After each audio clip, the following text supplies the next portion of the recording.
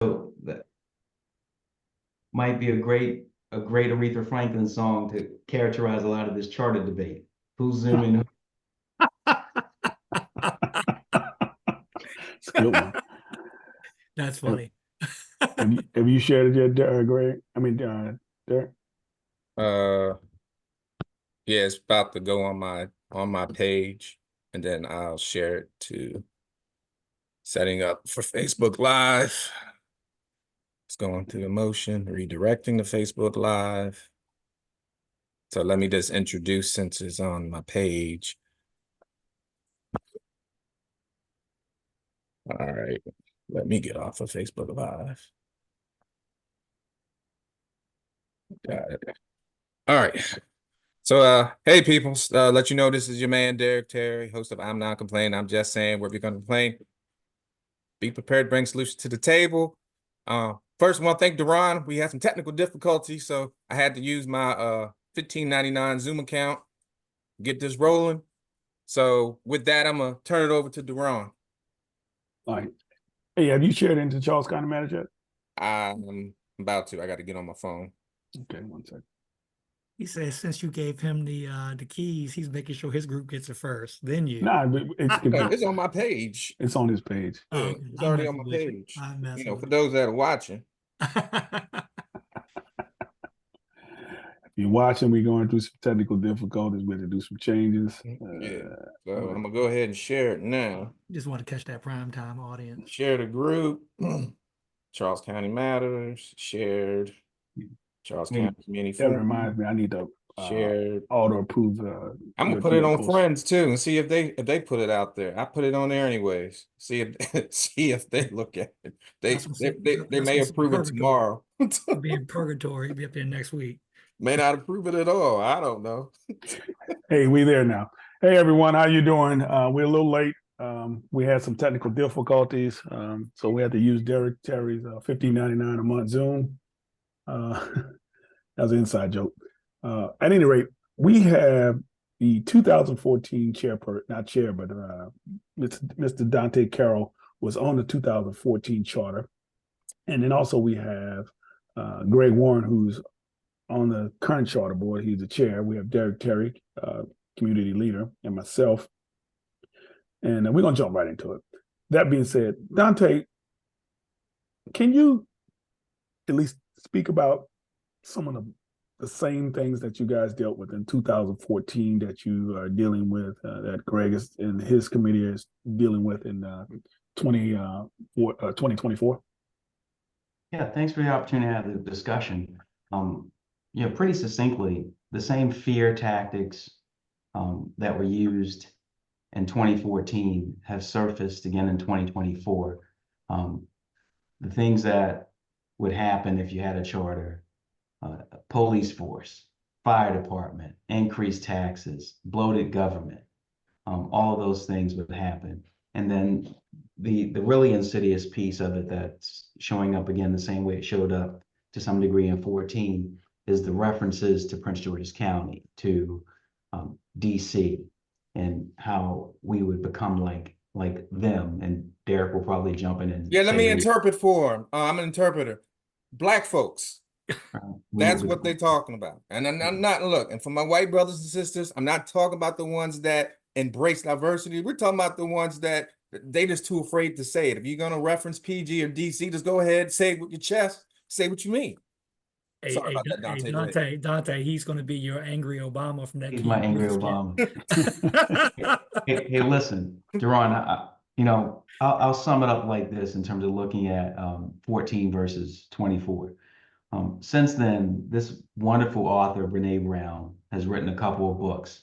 And in one of her books, she talks about how we think that we are thinking beings who are sometimes emotional, when we're really emotional beings who sometimes think, right? And so when you look at all of those things I just outlined in terms of what the anti-charter group says would happen if you would get a charter, the vast majority of what they claim could happen with charter can actually happen now. Yes. You don't need a charter, you just need 3 votes. Yes. On a board of 5. Yes. So that's the piece that's woefully, like, absent in the discussion of logic around this. You don't need to change the form of government if you wanted to have sort of a majority who did this nefarious will that they put out there, raising taxes, adding staff, blah, blah, blah. Those things can be done now. They have happened now. They have happened now. 81 plus full-time positions added to fiscal year 25 with the new budget, right? You need a charter to do that. That's being done. So I think those are scare tactics, these boogeyman arguments, these straw man arguments. And when you start to, like, Greg is, I am angry Obama to Greg because Greg is so much more measured and polished with respect to how he's led the charter discussion. But when you start to pick apart and try to logically dissect these arguments with people, the merits of the arguments don't hold up because they're not logical. Like, it doesn't make the things they're saying. It's like have you ever tried to ice skate uphill? Like, that's the discussion that you're having. Like, I've had my moments, man, and it's tough because we've been punching bags and we signed up for it, so I expected that. But y'all, I believe all three of you were at the little Play to Firehouse when we did a town hall in May towards the end, and we were thankful that the Play to Fire chief let us use the firehouse. But Lynn Gilroy was there, and I can say his name because he proudly was against the charter in 2014, and he passed out a sheet of paper that said no charter. And you want to pass out literature, that's fine. But he said that charter is going to lead to a career fire department. And we sat there in the room, and I said, Lynn, do you think there are 3 votes right now? There are 3 commissioners that want to add career fire? And he said, yes. I'm like, well, why don't they do it? Why haven't they done it? Because volunteers save us money. So it has nothing to do with the form of government. They could do it right now. If he believes those 3 want charter to do career fire, they have the votes right now. It has nothing to do. So that's when, like you said, it's just frustrating when you talk to people and you try to use logic and work through the history and the facts. Oh, by the way, a board of commissioners added career EMS without changing the form of government, but they're seeing red about the people and aren't willing to, consider facts and sensible. They're seeing black. They're not seeing red. I think the other thing, and I think, because, since we calling out names, Douglas Paul, he's on one of these groups. He talked about the fiscal note, and I use this word explosive. Y'all remember Stomp the Yard, right? When they said explosive. So we're going to have these explosive taxes that are going to go up. And like Dontae mentioned before, the taxes went up around 2015 without really any public hearing, right? And the thing that really gets me, I'm going to find his statement real quick. Remember, all other revenues and receipts of the county from taxes, grants, state revenues, other receipts is primary fund for financing current expenses.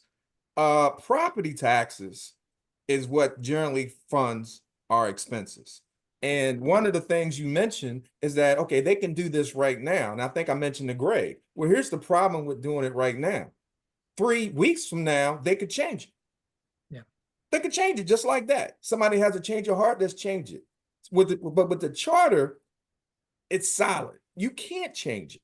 So it's like you're giving people what they want, but yet they're crying about something. It's almost like they're trying to come up with, well, now that we have this in here, well, let's talk about the fiscal note. So, Greg, I'm just curious, can you sum it up really what the fiscal note said? Oh, and also, before I go, Douglas Paul, you're a liar, because nowhere did anyone ever say that the charter board will drive up additional costs. I don't recall, Greg, anybody saying, no, there won't be any cost. So I'm calling you right now. You flat out lied because no one said that. He was at the Bryan's Road June 1st town hall where I put on the screen my own estimate. And I said this will be an investment. And what I would like, and when you go into your fiscal thing, what I would like for anybody, people that are watching this, can you guarantee that home rule, and keep in mind, it's already done it, will not raise taxes or cut services? Can you guarantee that? We can't. Before I want to back up something. The scare tactics. Yeah. Commissioner Bowling on June 14th posted something about charter. I'm just going through some screenshots that I have. July 2nd, he posted, on the Rampage. And then July 15th. The boogeyman tactics. Commissioner Bowling always quoting JFK and he's quoted MLK. But the code words that he's using, he's exciting people, but he won't go back and tell these folks, hey, we're not going to do this. On June the 14th, there was a post. We don't want to be like those people up north. That's code word. July 2nd, flat out said, those N-words are hoodlums. Who said that? You can go back and look at it. If he You hasn't send me that screenshot because I'm gonna use that. If he I put hasn't the person out there. deleted it. I put him out there. I'm saying, And then have to say on the it social 15th, media. I bless you. they say he said something. Angela Osbrook is just like the rest of them. So what do you mean by that? He has endorsed the executive from Prince George County, Ms. Osbrooks, but also he worked in that county for over 20 years. He has a pension. Now that charter provided him and his family a pension. Now let me stop. I want to offer my condolences to Commissioner Bowles and his family and the loss of his grandfather. And so we're not attacking him, but at the same time, he called himself a man of the people. He will not go back and course correct some of the language. Well, so No, none of it. Well, correct, none of it. back in November, him and I text, and we, I've known him for a while, and I texted him in November, and I told him, I said, Can you speak up a little bit, Greg, please? yeah, I texted him in November, and I told him, I said, look, our board members are being smeared and attacked, and things are happening on your posts, and there's silence from you, and you need to say something. And he texted me back, Greg, no one should feel attacked. I'm going to post something about it. He never did.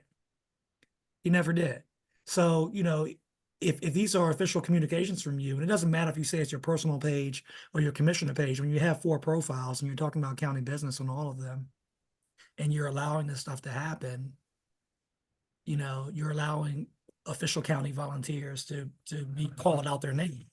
And Greg, how many times have I checked them at the charter board meeting? I've checked them at their meeting. I'm sorry. Huh? I'm saying I've checked him, I don't know how many times, and he still hasn't said anything yet. And where I come from, your silence is just as deadly as the words. Well, he's speaking to his base. That's just me. That's just me. I'm coming from Alabama. So when you silent about it, to me, from a political standpoint, well, put it like this. He supported the Sons of Confederacy from a political standpoint. Not saying personal, but from the political standpoint, and that's for those Black folks who are new to the county that don't know this. I'm telling you right now, he did from a political standpoint. Can't say personal, but I can say political. Well, I think one, and I know this isn't about one person, but the one person makes a lot of noise, like, just like a bag of coins, right? If you don't think that he holds a particular point of view, just double click on the people who support him and look at the particular points of view they hold. That's thing number one.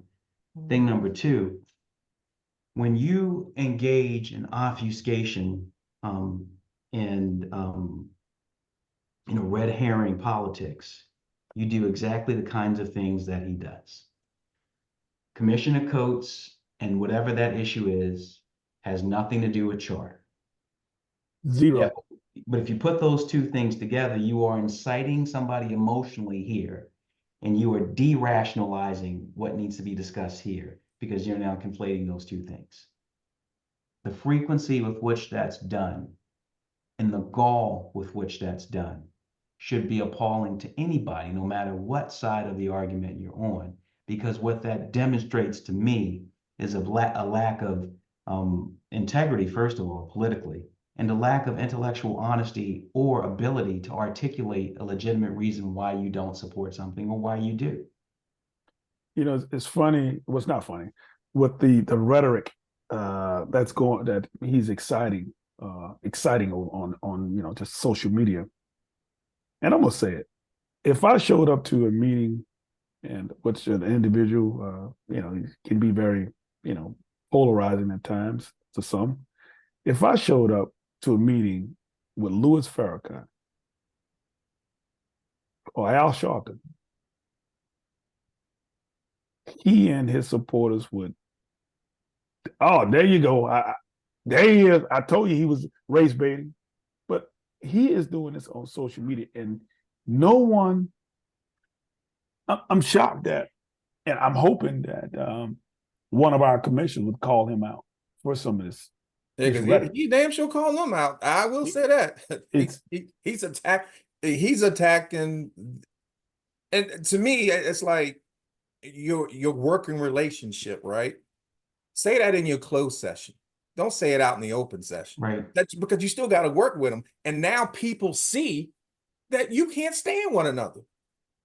It's like middle school behavior. It's like middle school behavior. Well, that's why this system does not work. Yeah.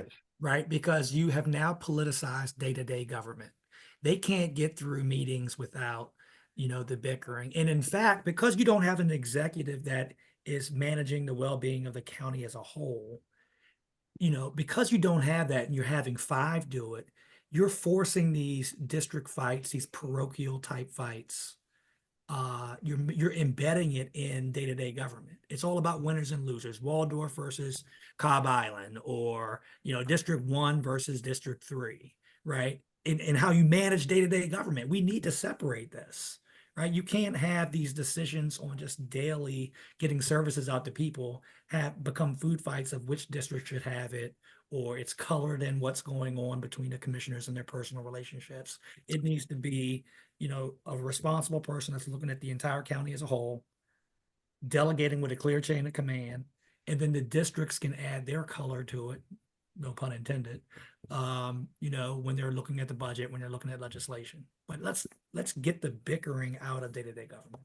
Well, let's talk about this this physical note, especially this $4 million that Bowling, I'm gonna just say it, is lying about. Yeah, it's a $4.8 million estimate that staff gave to the administrator in this budget cycle to renovate the auditorium, to put a second floor on it, and she rejected it. When it was presented to the commissioners, it was not in the funded project category. It's one estimate, and I think she's essentially asked the Space Task Force to consider other options. And he stood in front of one of his crowds and said, if you go to charter, it's going to cost $4.8 million to renovate the Blue Room. That was his words, and add a county executive. That's false. So, that's, again, the kind of desperation kind of tactic of whatever he can throw out there and see if it sticks to the wall to get people riled up, to get people like Douglas riled up about the charter. He engages in demagoguery. And if he's not lying, as I told him on social media, he certainly is lie adjacent. Because there's specific cost in the charter that Jake Dyer, the budget director, assigned to putting the staff in the building, right? It's one additional staffer for the executive because the administrative staff goes to the county executive. So it's a net addition of one staffer. And they're gonna chop up the Blue Room, and they have a specific estimate in there to put a conference room and 2 additional offices in, right? The bottom line is the $4.8 million that he's talking about. Yeah, they're renovating that building regardless. It's an old school. And they may not actually no. They decided opted out of because it was too costly. They're going to do some renovations. Correct. I just know it's not going to be $4.8 million worth. Well, I put it in the chat. Even Commissioner Stewart even spoke. She went to that building it's a school. It's a former school. Yeah. They just purchased in 2023. They just purchased a building in downtown La Plata. Yes, they did. Over $3 million. And right now they don't have a plan for the top floor of that building. And they can make decisions on how to reallocate space in that building anyway. So again, to act like it's going to automatically cost $4.8 million to add an executive, 1, that's not what the estimate says, and 2, there's a lot of options here. And also for those that are new to the county, the old Sport and Health they purchased, and I believe they violated the Maryland Opens Meeting Act, and that building was overpriced. And it was overpriced because, well, let's put it like this. Someone, I really want to call out his name, but Deron probably knows what I'm talking about, said that the building was overpriced, and yet they still bought it. And it only has one bathroom. It's supposed to be used for youth and seniors. And don't get me wrong, I don't think seniors, I believe seniors needed a building, but for something million, and now we gotta, now we're dealing with the animal shelter. You know, I'm for animals, but wow, state of the art for animal shelters, and they can't even find a shelter for humans. Listen, as the person on the phone with the most real estate related knowledge here, there's a Here we thing go. about they call functional obsolescence. So when you look at a building like the county services building right now, it's becoming functionally obsolete. So the form of government isn't going to impact that. So that's a lie. When you hear that, that's a lie. When you, and like, there has to just be intellectual honesty. Like somebody who is a county commissioner needs to be brave enough to say, yes, we do have a day-to-day administrator who has executive responsibility, who reports to us, which means we don't really have a separation of powers or responsibilities there that can independently check each other. You can't, a county executive can't raise taxes without the approval of a county council.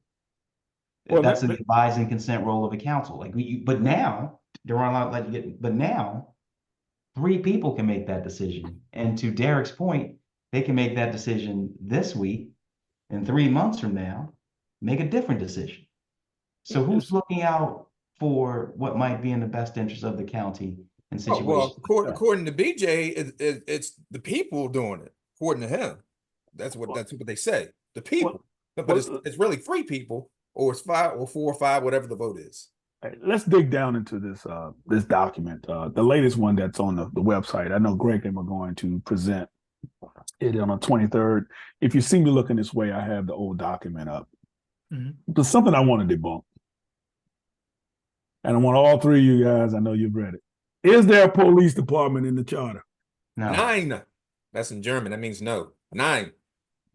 Again, is there a police department in the charter? 9. 9. For the folks that haven't read the 37 pages. And there can't be one unless you write it into the charter. And it's So not. Deron, Period. here's where your line of questioning is very good. Even today, one of the anti-charter acolytes of Mr. Bowley says, don't look at what's in the document, look at what's not in the document. Yeah, Douglas Paul said that too.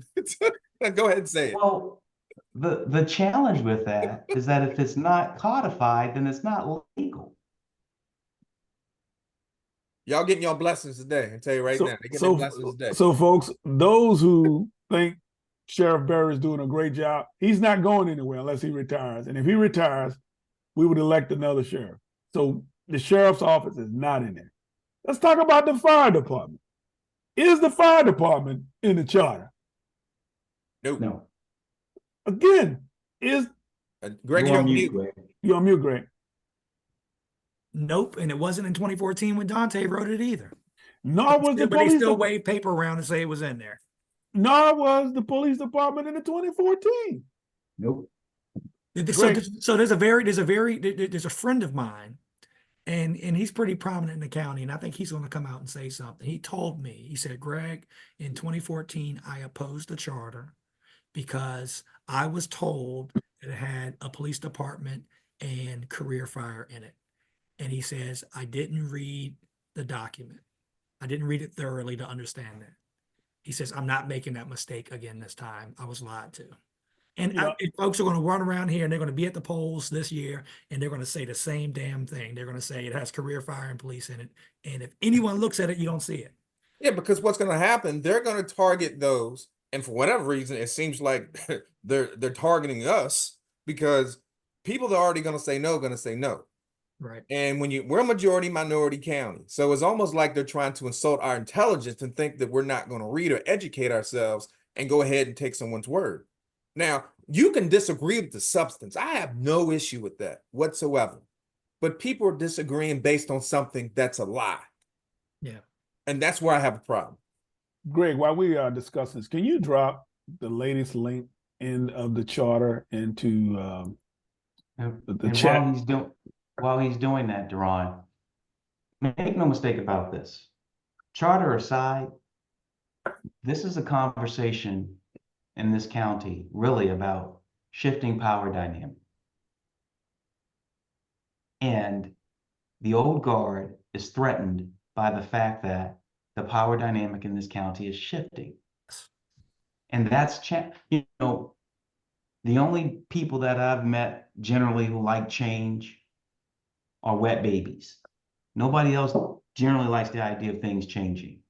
And what you see happening real time is those who are used to being able to, the tight few who are used to being able to control the body politic in Charles County are far less relevant, are becoming less and less relevant each day.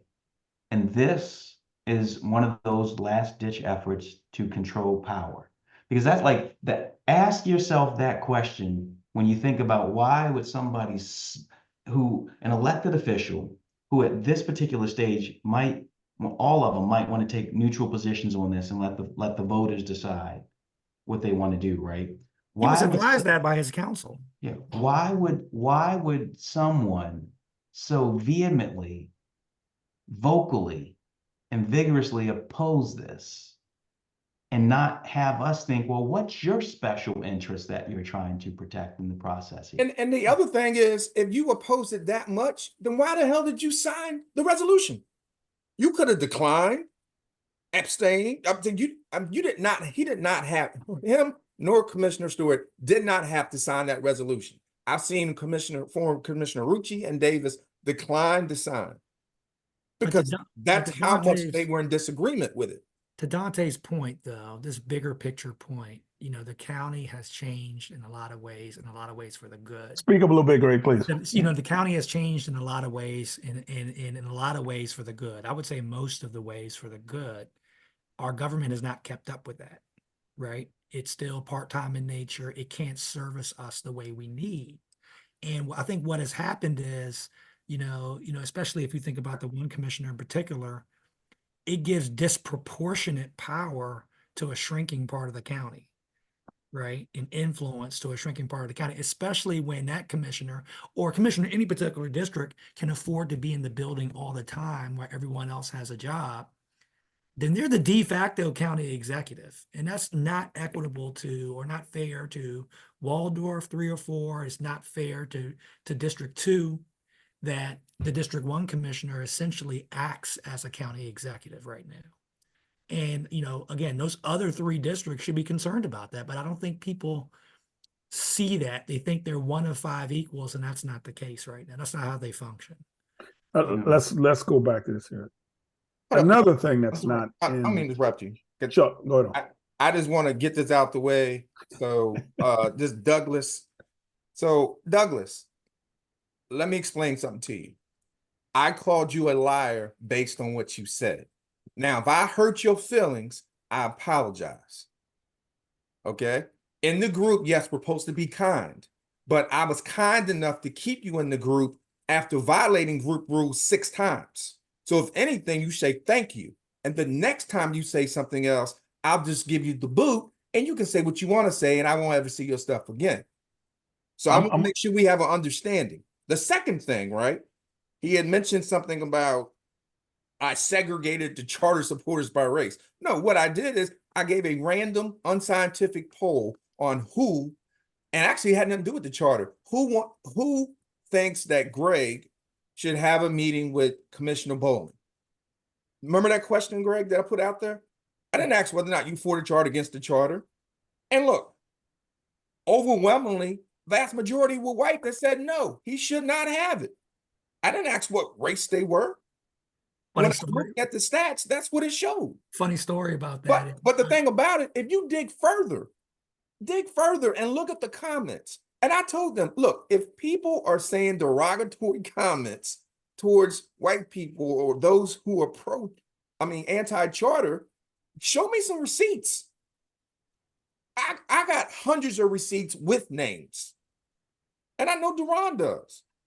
So Douglas, this is the last time I'm going to talk about this. If you want to get on here and spill out some more stuff, I'm going to block you, and you can talk about me too. You can live in how do you say it, Deron? Living rent free. Yeah, I can live in your brain rent free.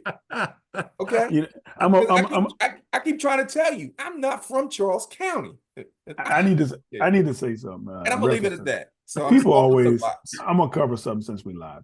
People always say that Deron Tross, there's a hashtag, Deron's fault, booted him out of Charles County, man. I take the heat. We have five other admins.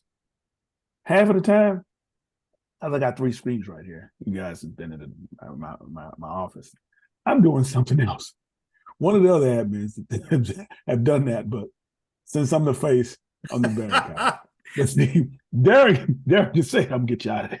I laugh at it, because I get blamed for it, but that's okay. I just had to go there. Let's talk about this here. What do you think is different this time for the need and for the understanding of the charter? Let's talk about economic development. Dontae or Greg?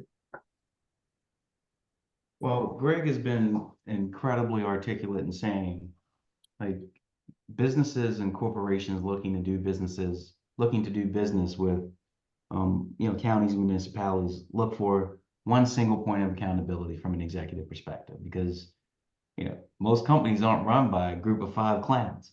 That's not how it works. And when, I don't want to anyway nix how Greg says it, but how I've received it is, we better position ourselves for economic opportunity when we have an executive who can meet executive to executive in instances where business opportunities exist, in which the county can partner to bring business or develop businesses in the county. And Greg, you had your spin on it, but that's my take on what I've heard you say. No, you probably said it. I think you just said it better than I did. And I think even current businesses probably see it and feel it here when they feel like there's different rules that apply to them when it comes to getting permits from planning and growth management and dealing with county agencies. There's a lot of frustration of our rules being applied the same, right? And when you have 5 masters and the administrator, I think that gives them license to treat folks differently, or perhaps information is not communicated clearly to businesses. And I think folks look into Charles County and say, I don't know how to navigate it. Mm-hmm. There's no certainty there of how the rules will be applied. And that's the simplicity of anyone that is a business owner. When you have a CEO, your directors are responsive to you. And if they aren't doing the job appropriately, then there's consequences. So then you do get better response from a PGM or from, whoever it is that those businesses have to touch in county government. We hear that, man. I've gone to many, many different forums, and that's one of the biggest gripes from people who want to do businesses and want to do business and want to pay taxes to take the burden off homeowners, is they feel like the rules aren't consistently applied, and it's more about who you know. Right. I've had lots of folks that I know that I go around and they say it's just tough to do business here in Charles County. It's a shame, and I know a lot of folks that want to do business here, but sometimes just dealing with the layers of what we have already is ridiculous. And I'll say this, folks always want to talk about Waldorf, but guess what? If Waldorf fail, guess what? This county will fail. Waldorf is the economic engine of this county, period. So I don't care how you want to, think about it or say it. If Waldorf fail, this county will fail. Folks always talk about the mall. They need to tear it down and do this. That mall is the highest gross of taxes in this county. They pay taxes. And Dontae would tell you, he's a realtor. You don't want to get rid of that tax base. If you get rid of that tax base of that mall, guess what? you're really gonna talk about your taxes growing up. And this is the other thing. You mentioned Waldorf, and me and Greg have had this conversation over and over and over again. Why is it, and I'm just going to use actually all 5 commissioners were okay with the possibility of Waldorf being a municipality. There was actually people in the chats who were okay with Waldorf being a municipality. So if you're okay with your largest property revenue base being a municipality, then why are you tripping over the charter? And we know the reason. And because I even saw it. They can govern themselves. Let them govern themselves. Let them take care of themselves. Wow. So that's really saying let those Black folks govern themselves. Because look, I didn't write this stuff. It's in there. If you need screenshots, I will give you screenshots. I didn't say this. I'm only repeating what I said. And I get so passionate about this because I'm originally from Alabama. And I know what my mom had to go through and my other relatives had to go through. And we're fighting the same shiggity that we're fighting when they were fighting. And that's what pisses me off. The only thing that changes from the 60s, the 50s, and the 40s is that we got the right to vote and we got a little bit of money. Let's be honest. I'm old enough. Busing down in the South, in Louisiana, I was part of the busing. Yes, I was part of busing. Not only that, I was on the back end of the desegregation side of it in 1972 when I was in the 3rd grade. I just dated myself. Was it something like that? But anyway, I was on the back end of that. So when folks, when Derrick brought up the fact about let Waldorf become a municipality and let them govern themselves, that's the same old dog whistles, Bull Connor and the rest of them. And it's unfortunate that we have an elected leader in Charles County that will not debunk that, will not speak up, will just let it go. But if you come on my personal page and say something, I tell folk all the time, we're not going to talk, we're not going to talk bad about women. We're not going to do that. And I will boot you off my personal page and I will tell you that. And I do that. And I do the same thing. Because I have a lot of my Caucasian friends, a lot of my Hispanic friends, they're there and they're free to comment. It's an open space. Yeah, I tell jokes and sometimes I'm very passionate and serious about things. But, some things I will not tolerate. I will not tolerate for you to defame women. I will not tolerate for you to talk bad about my Caucasian brothers and sisters or my Black and brown folks. We're not doing it. But anyway, let's move forward. There's some other things we want to talk about in that chart. Greg, let's talk about home rule versus charter. And Dontae as well. I mean, that's the fundamental difference between code home rule and charter is who writes the rules for how your county government operates. And the commissioners give you the government that you have under code home rule. Under a charter, residents write the charter board, that are all volunteers that were appointed. Voters approve the charter. Hold on, Greg. Hold on. Stop right there. Now, back in 1776, yeah, I'm going to go with that little history lesson. You remember those folks, they wrote a charter, what's it called? Yep, the Constitution. And how was it? It was ratified? Yep, that's what we're trying to do here. Now, let's go back. That same Constitution was written, didn't allow folks, I'm just going to put some things out there. Housing. My dad in Louisiana got out of the military, served honorably, couldn't even buy a house that my parents decided to live in later on in the neighborhood. So later on, my dad went back. He bought up the whole block because he could. That same Constitution didn't give women the right to vote. That same Constitution did not give African Americans the right to vote. That same Constitution didn't give women the right for credit. They just got that right in the 70s, believe it or not. So let's talk about it. The people wrote the Constitution just like the people decided to write that charter with input. When they wrote the Constitution of the United States, there was no input. We had the ability to have input. I'm sorry, carry on. No, no, I mean, that's exactly right. I mean, in Dante's experience in 2014, in our experience now, we were all, representatives who are out in our communities to take feedback, and we brought it back to the table and we wrote it down. And this is a document that's resident centered. It's about public engagement. It's about having rules for your elected officials. There's a lot of people that talk about accountability, but accountability doesn't exist if you don't have rules and requirements that your elected officials have to live up to. And then you can hold them responsible for, did they complete those tasks? And that's what we've done, right? So we've created an executive as the full-time operational manager for Charles County government. They cannot have another job.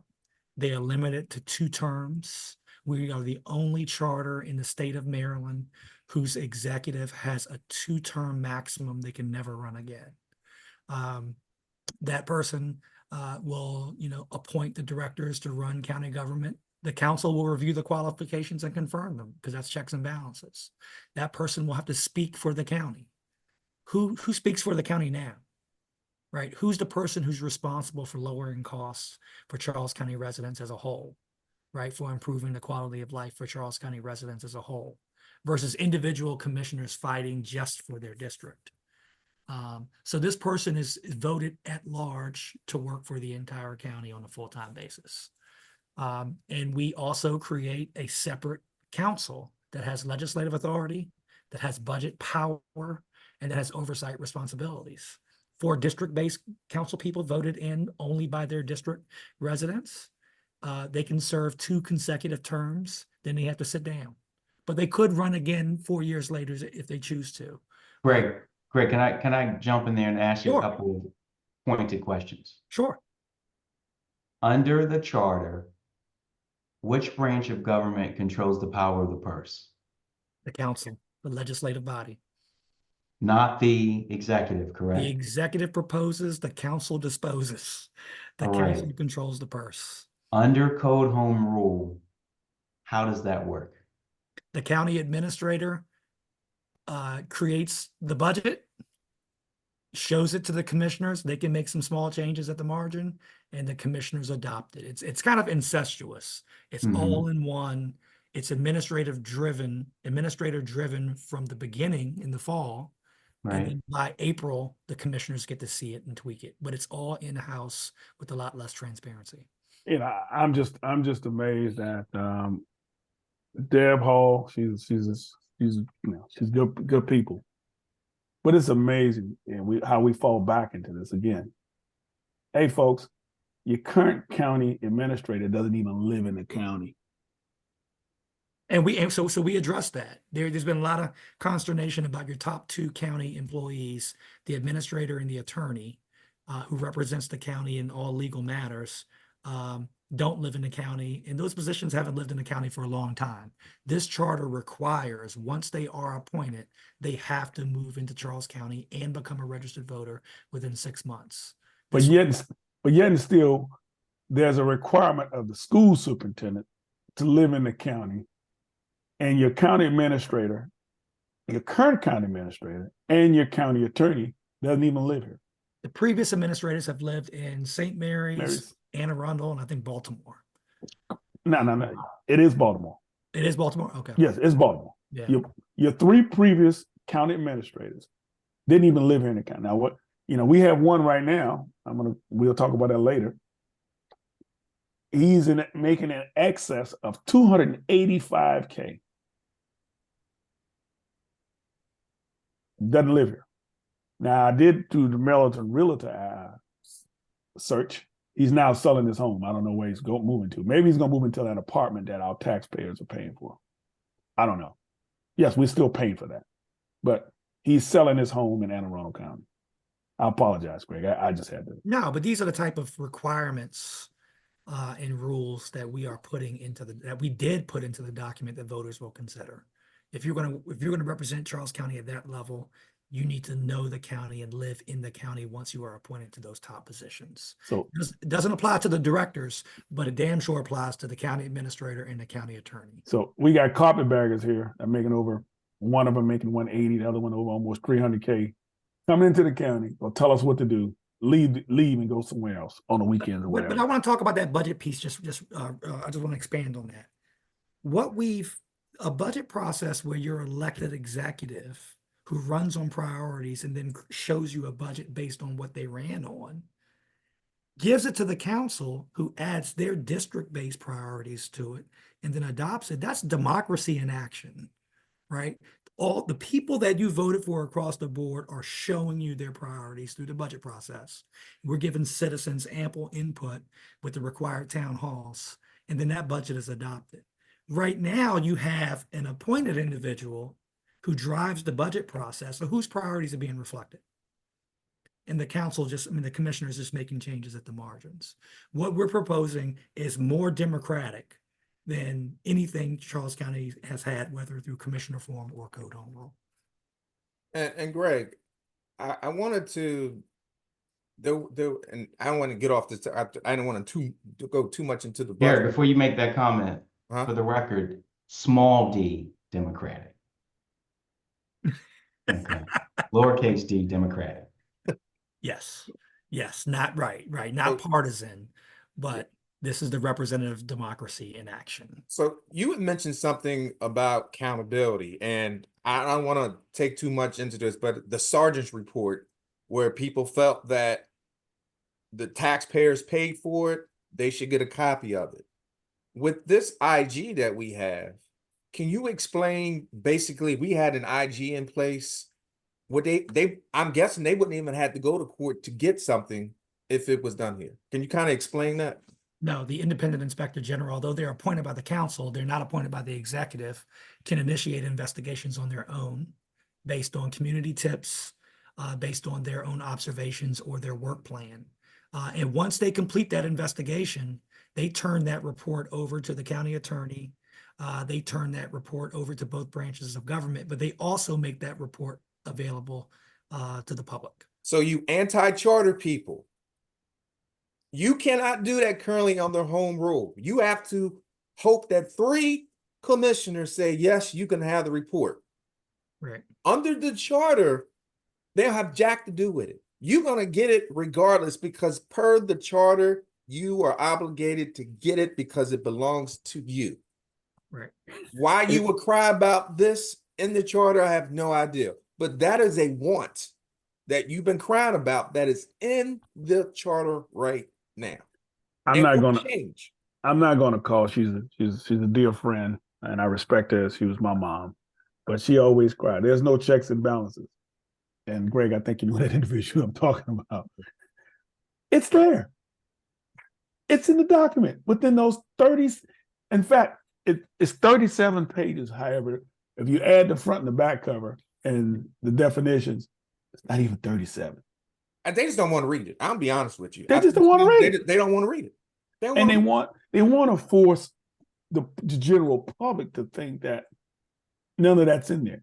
It's read the doc. If you don't do anything else before you go to the polls, well, early voting, read the document. Please read the document. Don't go by what someone tells you that's in it. Read it. That's just like someone tells you something's in the Bible. No. I don't care if you're a bishop, an apostle, or whatever. I want to read it for myself. I want to see it. My mom told me my middle name is in the Bible. I still ain't found it. I met your mom. I'm not going there. Again, there's people Sorry, that Love you. Beside the commissioners, there's people that we know in the community that scream, where's the accountability? But where's the accountability in the current government? It doesn't exist. And where's the accountability in the charter document? Accountability cannot simply be every 4 years at an election. Or, you know what accountability doesn't have to be every 4 years. It can be every 3 days. They can just keep. That's what I'm saying. That's what I'm saying. So it's throughout the document. Yeah. You know what's some part of our accountability nowadays? Whatever Wes Adams says that we can have.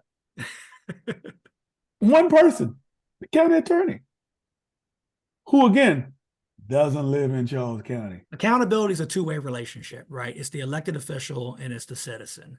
And accountability is the responsibility of the elected official to provide information to the citizen, to justify the decisions that they make, and to accept whatever the sanctions are that are required in the rules of the government. There's no requirements to provide information in this form of government.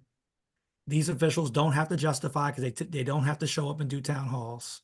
And there are no penalties until election time. So accountability can't simply exist every 4 years. You have to give residents something. If residents are going to elect you, there have to be some rules that you have to live by and ways that you report to them. We write that into the document. We require every meeting of the council to not just have public comment, but that the commissioners can engage and respond back to justify their decisions. We require town halls of every council person 4 times a year, right? We require that you can't miss more than 15% of meetings, or it could trigger a public hearing and perhaps removal down the road. We require the executive to have the big town hall, to have the state of the county address, and to have these budget hearings as they develop their proposal. So we're requiring the reporting to the citizen throughout the document in between the election and the next 4 years, right? You know, This is what everyone's asking for. We gave it to them, but they're still screaming, "Where's the accountability?" let me piggyback off of this part. There was a period of time folks were talking about Commissioner Coates was absent. Tammy Crink and the Bryan's Road folk. I get it. Yeah, I called the name out. There is a provision in this document. Guess what? If you miss 15% of the meetings, guess what? You can be removed. It's in the document. If that was the case, Commissioner Stewart should have been removed a long time ago. All the meetings she missed when she first came in. Oof. Hey, I'm just keeping it real. And no one, put it like this, the energy that they're putting in for Commissioner Coates, and I'm not here saying she's right or wrong. She was absent. You know, that's between her and the commissioners, to some degree, the people. But what I'm saying is the hypocrisy. Like when you look at Rucci, respect Rucci to death. That's just me. I respect him. But he straight up said, look, I don't do town halls. I like speaking in front of people. And he stuck to his word. But he'll 3 terms. But three terms. But he'll meet you in public. He will meet you in public. And I will give him that. Or at my restaurant. Yeah, or at his restaurant. Yeah, but he was very blunt with it, right? So I can respect bluntness. That's just me. But guess what? It wasn't required. So it wasn't required. But it ain't required. I ain't got to do it, right? Derrick, that's with anything. Let's go back to that. Remember, they even changed the meetings. Murphy administration changed they changed the meetings so that she could attend. Yeah, so she can attend. So the same thing they're getting on Commissioner Patterson about, they must have selective amnesia when it came to Commissioner Stewart, because she was teaching. I don't know what she's doing now, but she was teaching. That was okay. And I taught in PG County, so you best believe I know what's going on. And she was working there. It was called corrupt and all this other stuff. But guess what? Maybe to some degree she's right, because she was allowed to stay there for 8 years. Bowling, same way, 22 years. How could something be that trifling and that corrupt, but yet you choose to stay in there? Well, let's talk about Bowling for a second. You know, Bowling's the same individual when that piece came about the police officers with time. And he abruptly retired when that became a federal case. Remember that one. But he's a man of the people. He abruptly retired when his thing was brought up with stealing time. The Washington Post there, it's in there. His union covered for him. But again, he, along with others, it's in the Washington Post. But again, I'm not defending Commissioner Coates, that whole issue. However, what is it? If it's good for the goose, it'd be good for the gander. Come on now. Go ahead. I mean, I know this is tangential to the charter conversation, right? But this is what you're highlighting is like some of the inconsistency and how this current form of government operates relative to its operators and former county commissioners, right? Another discussion, another day, the merits of like this whole Thomasina Coates thing, right? And you hear all the noise being made about that. If we were being fair and honest as a group of commissioners, we might be talking about the other commissioner who is very well known in the county building for how she treats staff. Yep. Right? But, Yeah, and we're I not heard it having, too. I heard it too. Believe me, I but we're heard it. not having that conversation, are we? No, because it's politically convenient here to have the Thomasina conversation, but it's not convenient to have the Amanda conversation about how she treats people. Plural, right? Yep. So like that, and that's like when you have this little thing that we have, how it ties back to charter. Let's have a council who is responsible for the purse and the legislative functions of the government of Charles County. And let's have an executive who's responsible for day-to-day operations and execution of said laws being made. Mm-hmm. Let's make them both equally powerful and independent. And in order for the county to successfully run, they have to be interdependent. Like that makes a ton of sense to me. Now you got a goat rodeo. It's like a clown car at the circus. Yeah. And it's this 3 this year. And Yeah. next term it's going to be that 3. And then like this is the only difference between intellectual consistency is this. I believe in charter the same way in 2014 that I did in 2020, that I do in 2024. And it didn't matter to me who the county executive was going to be. It mattered that what worked best for the county was to have a form of government with clarity, transparency, accountability, separation of powers, and checks and balances that worked in favor of the citizens. You know, I want to talk about public engagement, and this is loaded up on the county's on the charter government website. You go look at it, folks. They had 23 public open meetings. They had public hearings in District 4. They had town halls in Waldorf, Indian Head, and La Plata. The Charles County Senior Citizen centers they had in Nanjemoyne, La Plata, Waldorf, and Indian Head. They met with homeowners in HOAs, Autumn Hills, which was mine, Pinefield, Glen Eagles, Stonehaven, Berry Hill Manor, Fieldside, and others. They sent out 2 surveys. They had meetings with the Chamber of Commerce, Economic Development and Advisory Board, 4th and 5th Democratic Clubs, the Charles County Farm Bureau, the Southern Maryland Realtors Association. They met with the Kappa Alpha Psi, the National Coalition I think you met with the Republican Central Committee too, I believe. They met with is there? Yeah. They met with the Rotary Club, the Waldorf Lions Club, the Charles County Democratic Central Committee, the Charles County Republican Central Committee, Charles County Commission for Veterans, the Republican Women of Charles County, and the Vets Democrats Club formed 4th and 5th Club. So you can't say that they didn't meet with anyone. They met with anyone, and poor Greg, I don't know how you did it. I don't know how you did it. And I know you got around and you scooted around the county, but there was everyone in the community had the ability to have input. I remember one, I'm gonna say her name, Tina Wilson. She was beating the drum down about the age requirement. Because at first it was 18. Now you can join the military and go to war at 18, but you can't run for county exec. I don't know that, but why, but they even changed that because she and others, she was the leader. They had put an age requirement in it. And it's now, what's 21, Greg? 25 for the executive. 25. So yeah, she beat the drum down for that. So that was added. So you can't say folks were not added to it. You know, again, I'm gonna go back when they talk about checks and balance. There's an OIG in it. So there is accountability. So folks can't say. But Greg, let's talk about the 2024. And I know Dontae, I know you'll talk about it. Or is the executive and legislative branches that's in here? Whose responsibility? Yeah, I mean, we touched on it briefly, and Dante's talked about it. You know, your council will pass the budget.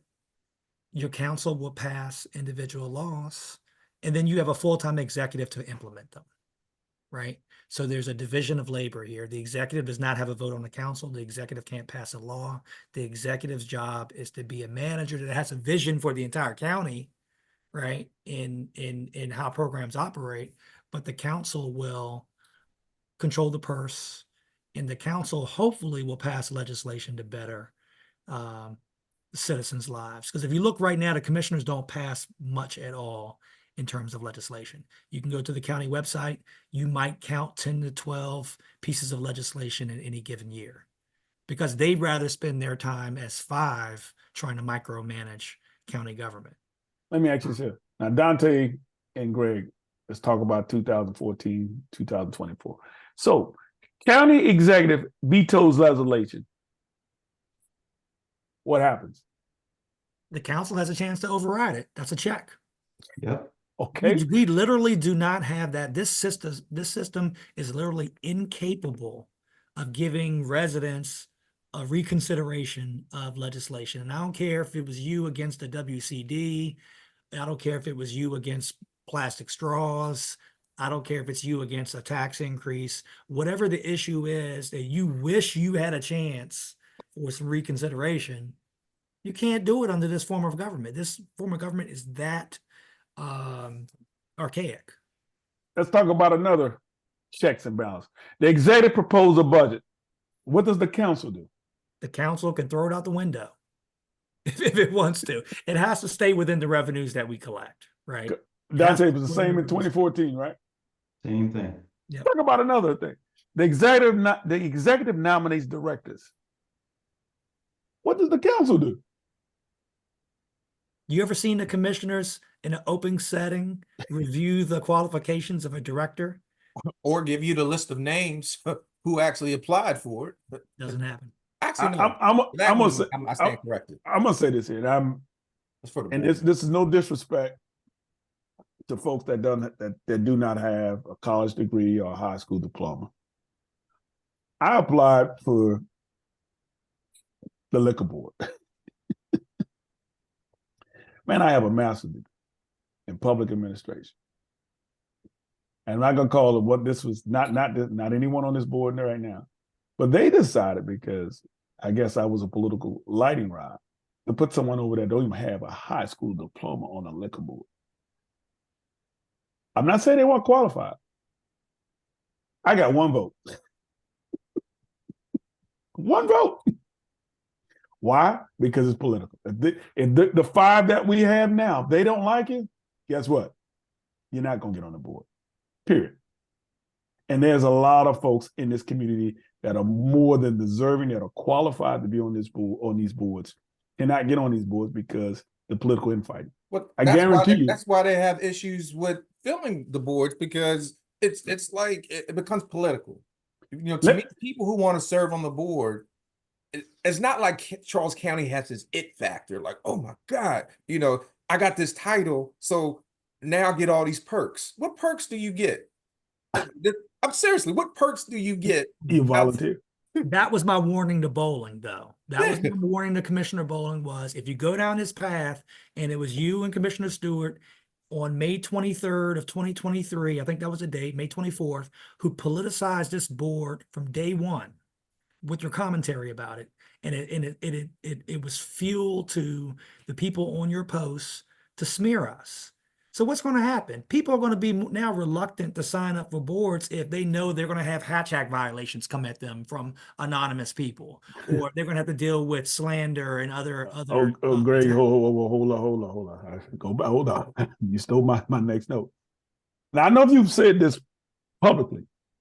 Gregory Warren. Yes, I said it's good company. Do you want to be the county administrator? No.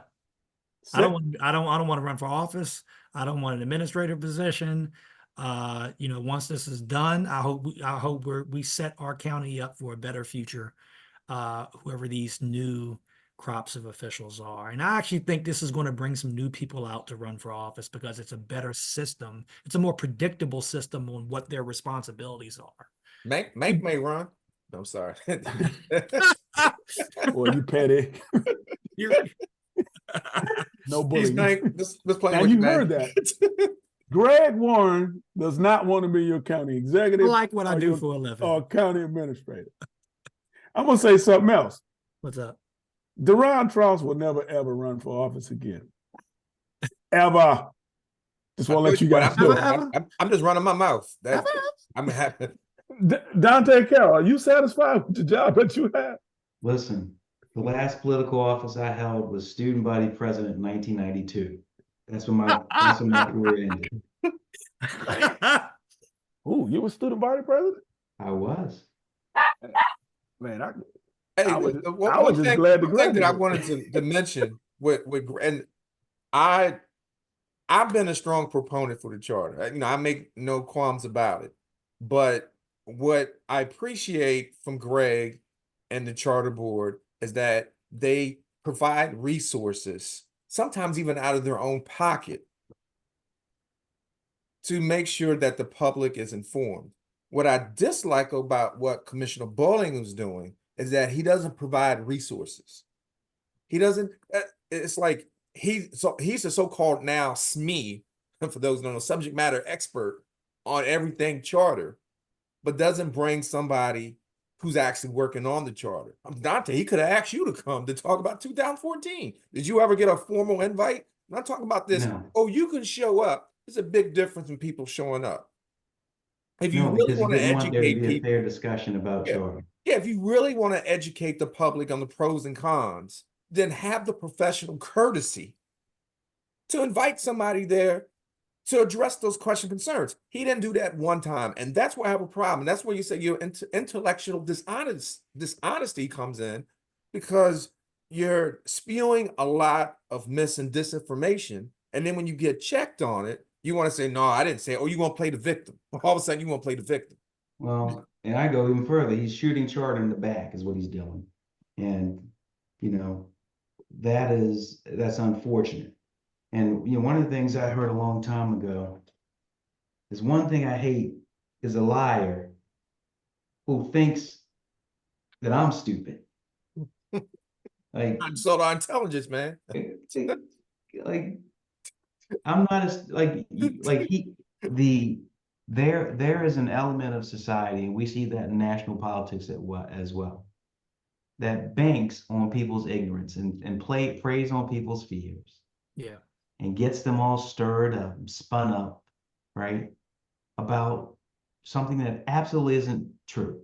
And then you have rational people running around trying to disprove these negatives, right? It's like, but yeah, how do I I can't have a rational conversation with an irrational person. Like you just can't. The energy wasted trying to, correct and fight, disinformation, and the person on the other end is not interested at all in getting what the actual fact is. They just want to keep saying the lie because that's what their motive is, to just to get us to vote no. But the amount of energy and time that we all put into just basic facts, how this system works right now, and then what the charter could provide. And someone asked about, Deron, you asked about running for office, and I've long said I'm not interested, but and I can assume Dontae felt the same. I'm in it because I do believe this is a better system, because I think right now, our population has grown. We are reportedly now the largest majority minority county. Our income has gone up, but we look at our government and we're missing opportunities. We're leaving opportunities on the table, and people move here for a cheaper home, for more land, and then they look around and they don't see the amenities. They don't see what they would expect for the growth and the wealth that we're obtaining here. So this form of government is in a lot of ways is holding us back as a county, because it can't keep up with the services we need, and it can't compete for the opportunities that come to Charles County. I know it's the hour is getting late, but I want to go through this one thing and then we're going to close. Greg, can you, I know you got a lot of notes in front of you. Can you talk about the accountability tools and resources for the citizens? Yeah. The IG one is the biggest resource and tool for the citizens, right? Because the citizens have a direct line to the IG to initiate investigations, to look at programs, effectiveness, efficiency, or where there's any waste, fraud, and abuse. Citizens have direct ability to comment and engage with their representatives at any of the council meetings. The elected officials through the budget process are required to report. Hold on, oh, Greg, let's talk about those councils. Let's talk about town halls. Yeah, yeah. Let's talk about the requirement for town halls. You know, folks always, and I'm not picking on Commissioner Coates. Folks always talk about she doesn't have town halls. Let's talk about what's in that document about town halls, the requirement. You have to have one town hall per quarter, 4 per year in your district. The at-large person needs to have 4 town halls per year. If you are falling short of that twice a year, your attendance record and your town hall record is published. And if you are short of meeting that, it triggers a public hearing where you have to explain yourself, and it potentially could trigger a removal if the council thinks the act has been net egregious. But the public shows up at that meeting too, specifically about your lack of attendance and your lack of town halls. You don't All have right, to- folks, you hear that right now? You don't have to have a town hall or a hearing. You don't have to. There's Do what no you want to do. record. There's no record of your attendance. There's no record of if you met those requirements, because there are no requirements. There are no requirements. I apologize. Can you No, please finish? no, I mean, That no, just no, stuck no, right no, out of I mean, me. those are key. Because I know there's folks in the Bryan's Road that's, we haven't met with our commissioner. Guess what? It's a requirement. Yep. Yep. Let's talk about the planning and growth PGM transition to commission. Let's talk about folks always that's a hot one. Yeah. Well, I mean, and that's kind of what we were talking about with economic development earlier with Dontae, right? And then people feel like there's different rules depending on who you know, perhaps where you're doing in the business, where you're doing business in the county, or what type of business you're doing in the county.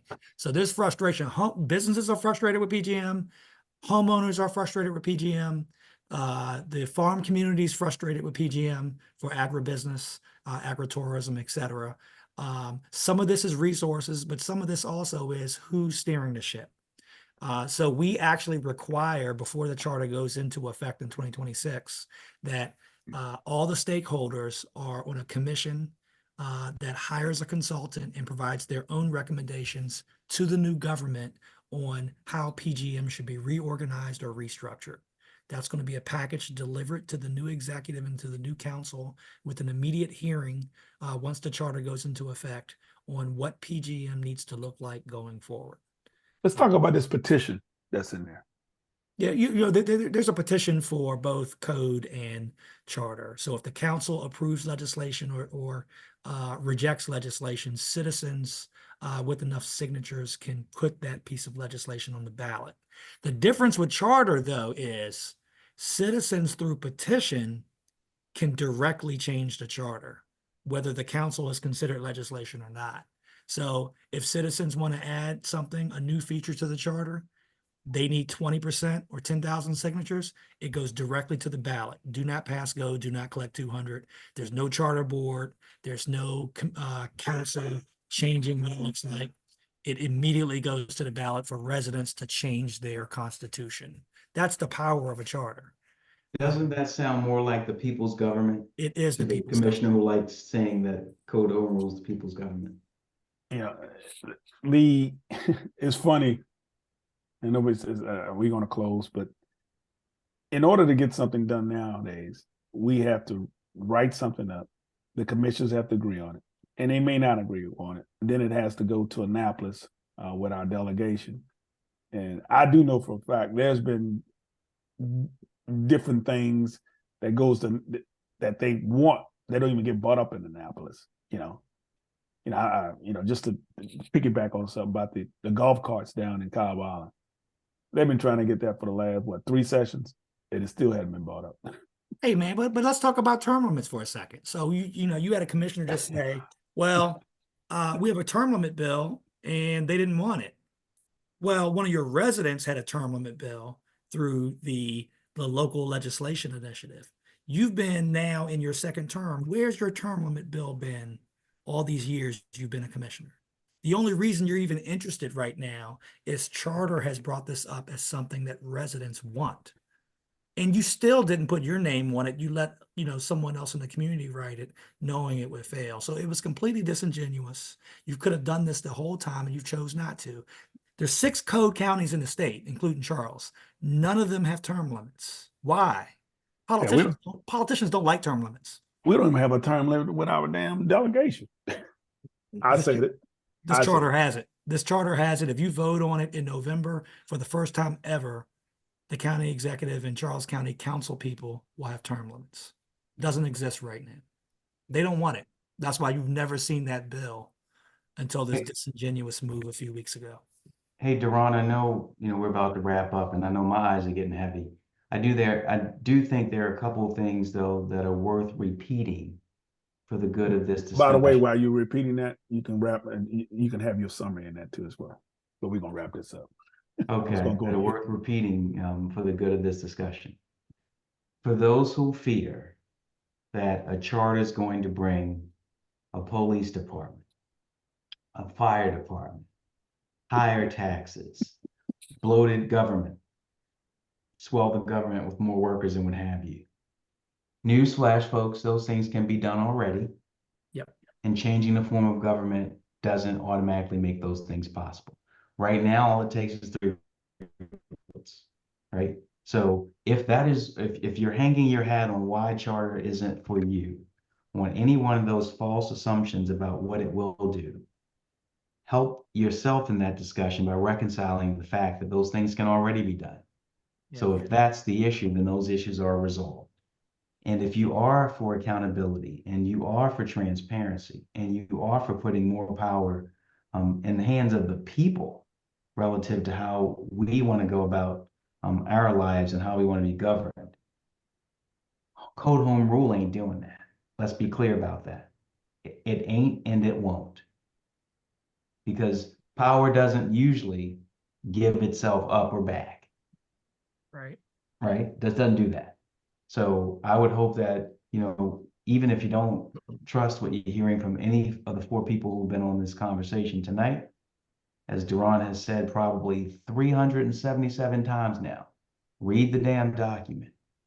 Read it. It's in black and white and it's in pretty decent sized font too. So those pages aren't heavy or long reads. Read the document and think for yourselves about, the impact or lack thereof of moving toward a charter government. Yep. Well said, man. Greg. I can't follow that. I agree. Read the document. This document, and Julie mentioned it in the chat. We talked about it on Monday. This document is about accountability where it doesn't even exist now. It's about more transparency in government, and it's about more public engagement. All the things that people have been concerned about, we've heard and we've written it into the document. And only we can change it. Your commissioners can't take that away anymore. We wrote it in, you vote on it, and if we need additional features in the future, we put it in, not the politicians. Right. So it's there for you to look at. We're going to do a presentation on Tuesday before the commissioners. It's going to be in the morning hour, probably at around 10 a.m. They can't change a thing. If they don't like the terms, tough. They don't vote on a charter until we all vote on the charter on November 5th. Should it be approved? And I hope so, because this is a big opportunity for Charles County to modernize and advance. It will go into effect over a 2-year period with the first election of a new county executive for Charles County and a new council in 2026. All right, Reverend Terry. Hey, ain't no reverend. I'm gonna take that title. My message is really not necessarily for those that say no and haven't read the charter. It's really for those that are undecided or seeking information. And what I encourage you really as a former educator, really, I'm always an educator at heart, is that I really want you to read it. And if there's something in there that you can't comprehend, reach out to the charter board members, reach out to someone, just reach out to somebody to get some clarification. And there's a big thing that goes on that people say, oh, you heard me, but you didn't listen. I hear you and I listen. Same thing should apply when you read this. You read it, you comprehend it. If you can't comprehend it, reach out for clarification, because there's facts. And then there's those things that, well, this could happen. Well, hell could freeze over, but guess what? I'm supposed to stop being good to people. I'm going to be good to people. I don't know where I'm going to go. Just like you don't know what's going to happen in the future. But you got a lot of fortune tellers out there, whatever you want to call it, psychic or whatever, that are saying things that are simply untrue. So do not let Commissioner Bowling and the anti-charter people insult your intelligence. Read it, comprehend it. If you can't, reach out. There's a lot of resources out there to help you make a decision. I don't care how you vote, but vote based on knowledge. Yeah, our board is done when we present on Tuesday. We're a temporary board. So our work will be complete, but many of us are going to make ourselves available, into the fall, into election season. So if you have questions, you can reach out to me and other board members. We can explain what's in there. We can tell you the trade-offs we had to make. We can answer any questions you have about the document. With that being said, I'm going to close this out. A lot of folks online have heard me speak out about my issues. I'm dyslexic. I was that student on IEP, and the 504 is where I grew up at, New Orleans, Louisiana. But I graduated from college on a 504 plan.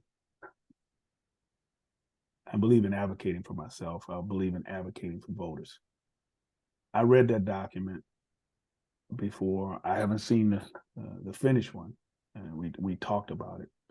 But the one online that we currently have online, I read it 5 times. Not only did I read it 5 times, I highlighted different things I didn't understand, and I reached out to Greg, and he explained that to me. And I went back and read it again. So I read it 5 times, and I'm going to go back and read the final document several times so I can get a clear understanding. So if folks see me out in the community, I can speak to it. An uninformed voter is a dangerous voter. Again, an uninformed voter is dangerous. Inform yourself. Make sure that you know what's going on, not only just with this document. A lot of us work from home. I do. I got 3 screens on my desk, so I'm able to log into the county commissioners meetings and ask questions and show up. I know Derrick is a frequent visitor there for different things. But please, please do not let the boogeymen or the whomever, liars, I call them liars, tell you that's something that's in that document. Read it for yourself. It's 37 pages. However, you got a front, back copy, and you have the definitions in it. Read it. If you need to, I'm not saying read it all at once. If you do, I'm going to say something, do it like most men. Hell, I read the last time, I read it while I was sitting on the toilet. I'm sorry. That's what most men do. Nah, I ain't read it. No. But I ain't got that type of time. read the doc. Do not let these folks fool you. Now, this is what, July 17th. We're going to have a couple more of these sessions that we just want to talk about it. And we're going to I want to invite someone that's a couple of people that's non-charter, because I want to hear. Derrick will use my Zoom. And we're going to have Derrick too. But I'm just going to set the stage and say, for instance, maybe a Derrick Terry or a Dontae or whomever, just to sit back and hear the pros and the cons. And I want to hear I know he won't do it. The Douglas Pauls or the Commissioner Bowling, he won't do it. He'll do it on his own. But I want him to explain what's their rationale, why. And then I want to hear clearly him say something that's in there so we can debunk that. Read the document. With that being said, I want to thank you, Dontae. I know it's getting late, old man. Greg, I know it's getting late. Thank you. I'm on West Coast time, Lakers. Derrick, thank you. Greg, I know you got your daughter, your beautiful daughter is celebrating her birthday tomorrow. Yep. Oh, happy birthday. Folks, if you see Maya Waring out here in the community, tell her tell her, wish her a happy birthday and give her hell. Nah, she's a nice young lady, but give, happy birthday. But again, we're going to do this again. And gents, again, thank you. I really appreciate it. And Deron, I want to thank you for having me. Derrick, thank you for sharing information. And Dontae, thank you for the work that you did in 2014, because, y'all had tried and true language in there that we built off of. And you know, we updated some things based on the experience since then, but y'all gave us the foundation, and we really appreciate that. Glad you took it and ran with it, man, and made it a much better document than it was in 14 in so many ways. It's all the evolution. We're getting there. All right, good brothers. Good night, y'all. Everybody have a good night. All right. I ended the live stream. And let me stop.